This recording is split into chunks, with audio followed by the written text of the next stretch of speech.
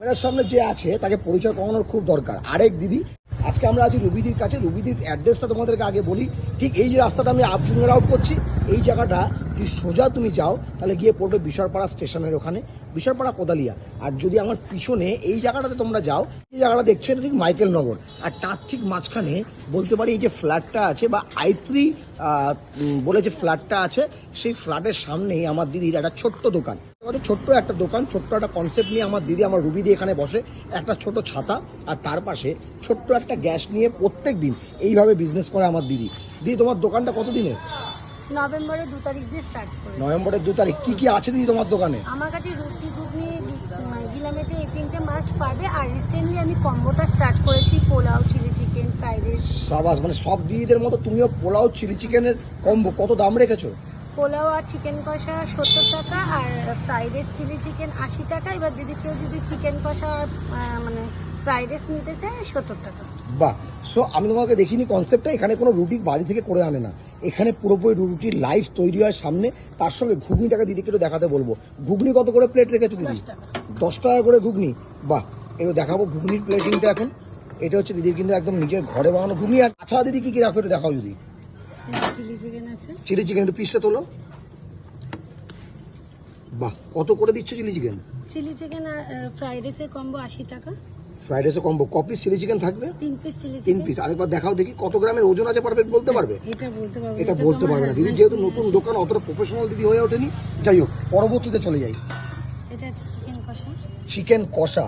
বা চিকেন কষা পিসটা যদি দেখাও দিদি একটুখানি। চিকেন কষার প্লেটিংটা কত করে রেখেছো? এটা 2 পিস চিকেন, 1 পিস আলু আর ফ্রাইড রাইস দিয়ে 70 টাকা। 2 পিস চিকেন, 1 পিস আলু আর ফ্রাইড রাইস দিয়ে 70 টাকায় মাত্র।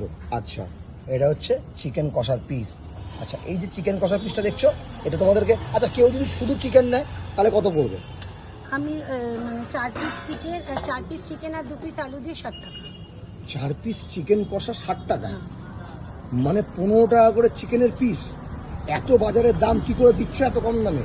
মানে যদি 4টে চিকেন যদি 60 টাকা হয় তাহলে 15 টাকা করে পিস। আমরা দেখেছি 100 টাকা 120 টাকা চিকেনের প্লেটিং হয়।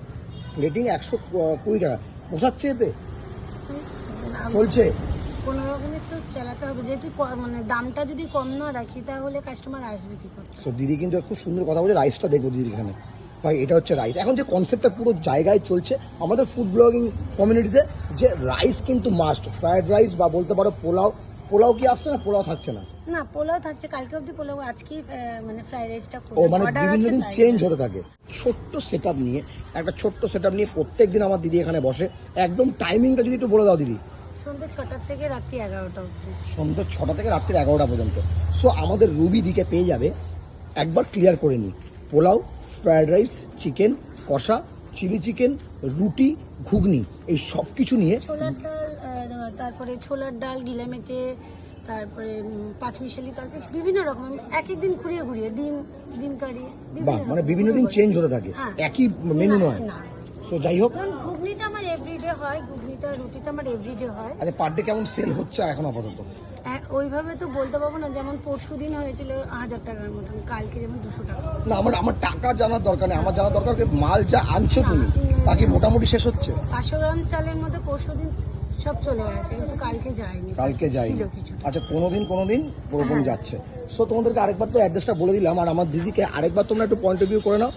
কাস্টমার কিন্তু পার ডে দিদির সেল আছে মোটামুটি। না না না না, কোনো ব্লগারের আশীর্বাদে তার সেল বাড়ুক, এটা আমরাও চাই, যে মানুষ জানুক, তাকে অন ক্যামেরা জানুক। বাট এই মহিলাগুলো, এই যে আমার এই দিদিগুলো আছে, ইনাদের প্রত্যেকটা দিদির মতো অধিকার আছে ভাইরাল হবার। প্রত্যেকটা দিদির মতো কিন্তু একদম ইচ্ছা, বা আমি চাই যে এরকম দিদিরা কাছে আসুক। আমাদেরকে একটা কথা বলি, আমি আজ পিয়াজকেও সঙ্গে নিয়েছি। আমরা ভাইরাল কন্টেন্টে যাবো না, আর ভাইরাল কাউকে করতেও যাবো না। আমরা যাবো আমাদের কাজ এক্স্যাক্টলি সাপোর্ট করতে। আমাদের কাজ হচ্ছে তোমাদের কাছে নতুন নতুন কন্টেন্ট আনা।